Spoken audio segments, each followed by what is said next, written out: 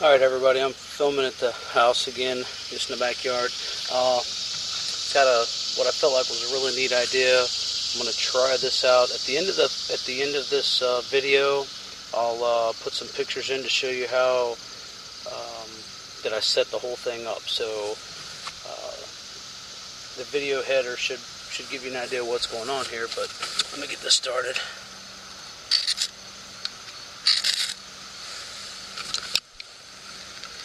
Starting with fat wood again. Just going to let it get going here, I think.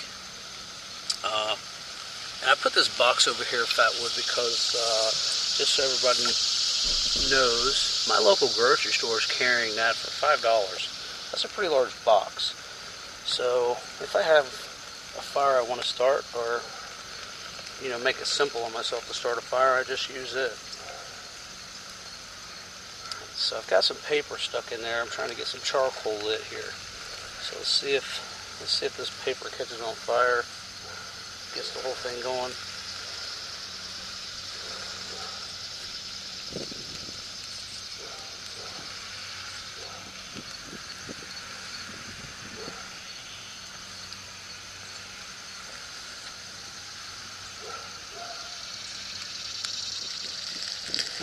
Alright guys, so you can see the paper's burning now.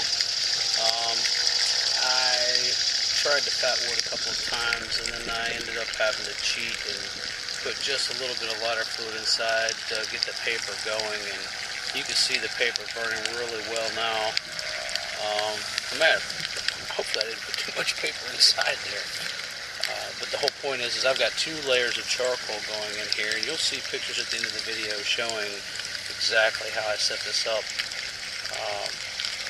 So what I'm going to do is I'm going to let this charcoal get going, let this whole thing calm down, and then I'll restart the video when I'm ready to throw the steak on. I need to let the charcoal on top get going there. And you could use wood on top of this. I just chose to use charcoal for the simplicity of making this video.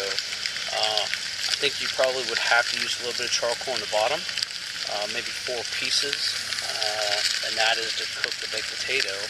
And then on the top, you could just put wood in. There's no big deal to feed it. You're just going to have a difficult time feeding wood in the bottom of the stove the way I got it all sealed up. So you have to use at least 4 pieces of charcoal. And you can hear it sizzle just a little bit. I got my neighbor over there weed eating, so hopefully you can hear that sizzle just a little bit. That's the butter inside the aluminum foil with the potato. So I took just a couple decent-sized slices to try to help keep from scorching that potato in there. And let's see how this all turns out. I'm going to go ahead and stop the video for now, and I'll start it back up here in just a little while when it's time to put the steak on. Alright, so I've given the potato about a 15-minute head start. Just going to lay that steak on there. This extended grill makes it really good to... I think you could probably easily cook 2 regular-sized hamburgers on there and just kind of rotate them around from these outside pieces, to the inside.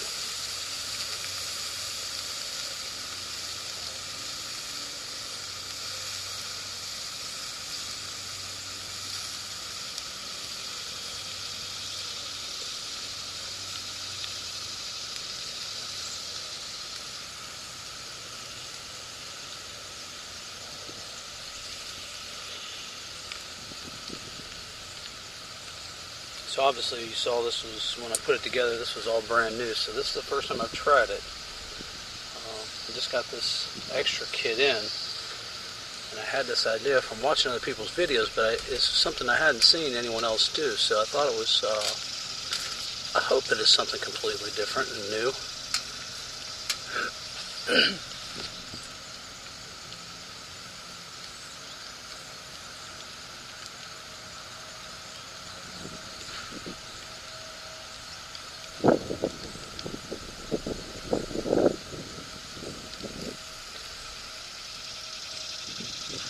So doing stuff like this here, I think in my last video I said that the wildwood gas stove was, probably, or maybe as good as the folding Firebox stove, but I'm convinced this is definitely the better of the 2 stoves.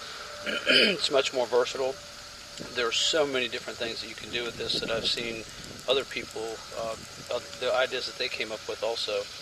If you just, watch some videos on YouTube, man, you can really come up with some good ideas of your own by, just watching stuff that other people do. Implementing your own recipes.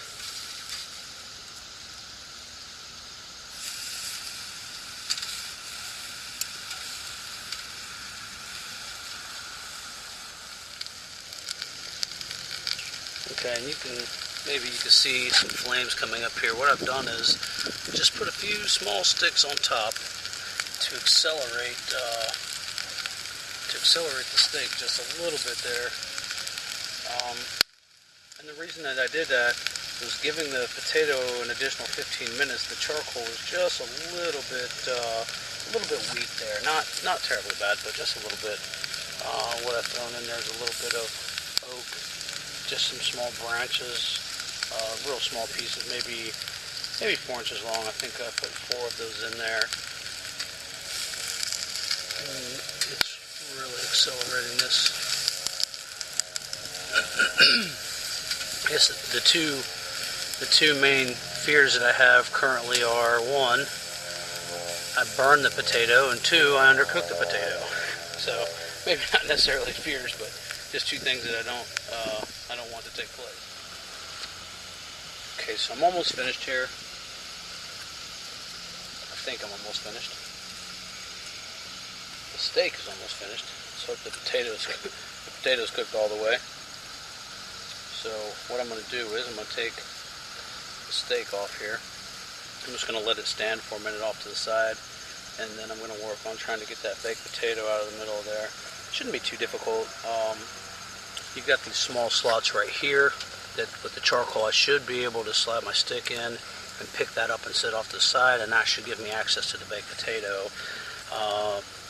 I guess my only real issue is I didn't pay close enough attention when I put it together to find out exactly which side the slot was on. So I'm going to have to figure that out real quick while this is, you can see this is still real good and juicy. So I'm going to take this off and put it on a plate here. And just let it stand for a minute. Cover it up.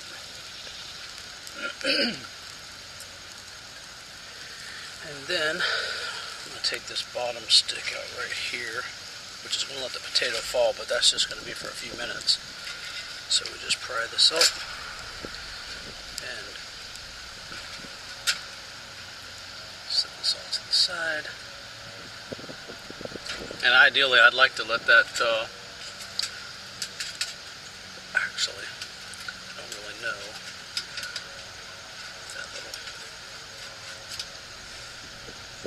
I'm going to have to find that slot. Steve conveniently put it, there it is, conveniently put a slot in there for us to use to get this out. There we go. So let's just set that to the side and pull these steaks out. I'm going to grab this baked potato out of here.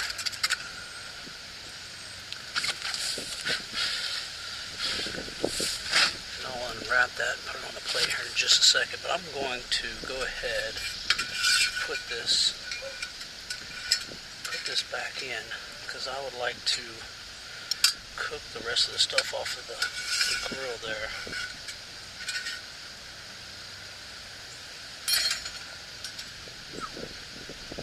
It's hot at that end.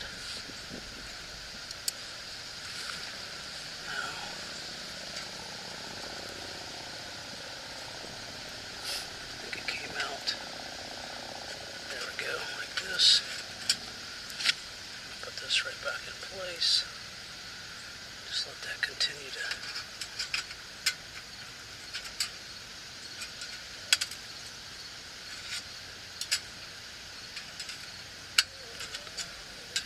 cook that top of that off. This is no longer needs to be in there. So again, I'll show you the pictures at the end. I'm going to try to open this up. Camera here, if it's not too hot to get to. And I'll move it, I'll transport it to the plate. Oh man. So I double wrap this foil. It's a heavy duty aluminum.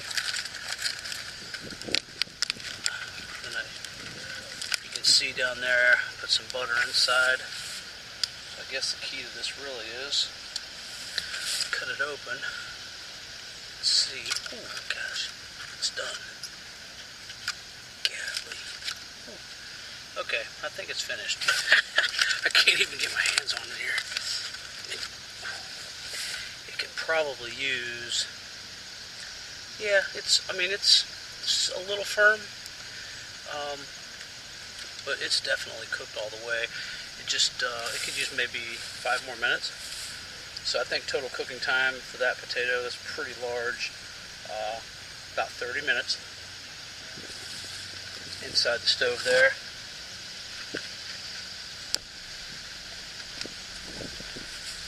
And to be honest with you, I really contemplated buying the small red potatoes and just putting 4 or 6 and having the flatter package, but with the original idea I wanted to try this right here.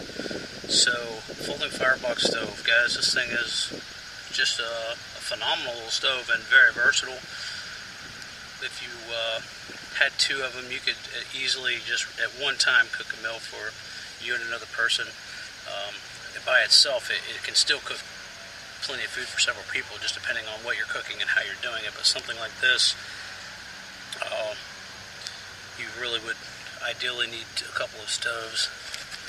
Just take that butter, pour it right inside there. Alright guys, I appreciate you watching, appreciate your views, support, and see if I can come up with some other cooking ideas for this thing. I'm really enjoying using it. Thanks for watching. Bye.